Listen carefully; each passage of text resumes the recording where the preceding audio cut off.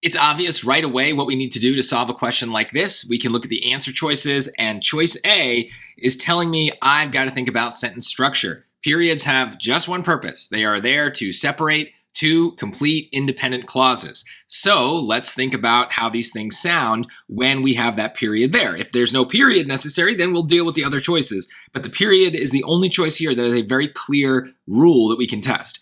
So it looks like I've got to read everything.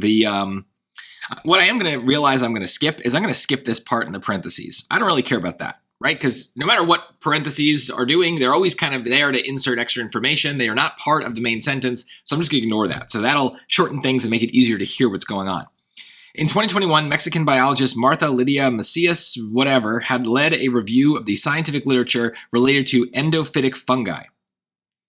Yeah, sounds like a sentence to me. So step one, check. So sentence, period, sentence, check. All right. By researching 120 endophytic fungi-produced compounds, she found that their phytotoxicity can make them viable alternatives to chemical herbicides for controlling weeds. Yeah, that sounds like a sentence too.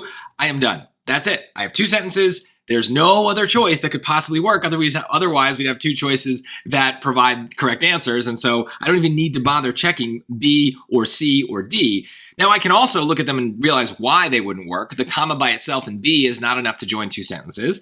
The conjunction by itself in choice C, the word and, is not enough to join two sentences. Now, together, a comma plus a conjunction could have done the job. But that option isn't there, and there's a reason for that, because that would also be right. And then D has no punctuation at all, so that's no good. We need something here to separate these two sentences. But I see what they're doing. They are definitely making it harder for us to hear the sentences. The second sentence starts really all the way here with she. She found that their phytotoxicity can make them viable alternatives to chemical herbicides for controlling weeds. That's sentence 2. So it comes after this comma, and we do have this kind of clause in the middle there that I'm pretty sure could, in other situations, still have followed that first sentence and been okay to attach to that sentence in some other way, right? Let's just read it just for the sake of it. In 2021, Mexican biologist Martha Lydia Macias Rubalcaba led a review of the scientific literature related to endophytic fungi by researching 120 endophytic fungi-produced compounds. Yeah, there's no reason why we couldn't just put the by there. And if I did do that, I would pick D. I wouldn't put any punctuation there, the parentheses notwithstanding. There's no real break there. That would be like a prepositional phrase that I'm adding onto the end of the sentence. So that would be totally fine to pick D, except that at the end of this, we don't have a period, we have a comma. And so by adding this clause to the end of the first sentence, that would make sense for the first sentence. But then at the end of that clause, now we'd be leading into a second sentence in an illegal way using a comma.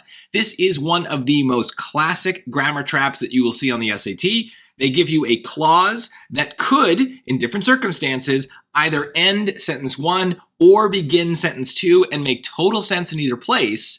But because of the punctuation choices that are made outside of the blank, we have to put it in one of those two places. So this is not about what sounds best. This is not about what makes the most sense stylistically if we're trying to express these ideas. This is purely a question about independent clauses and sentence structure. And all of that I knew within 1 second of seeing this question because of the period in choice A. So make sure you have those kinds of rules down so you can go to those choices first and test them out. And most of the time they are going to succeed. So you really won't need to think about the other choices.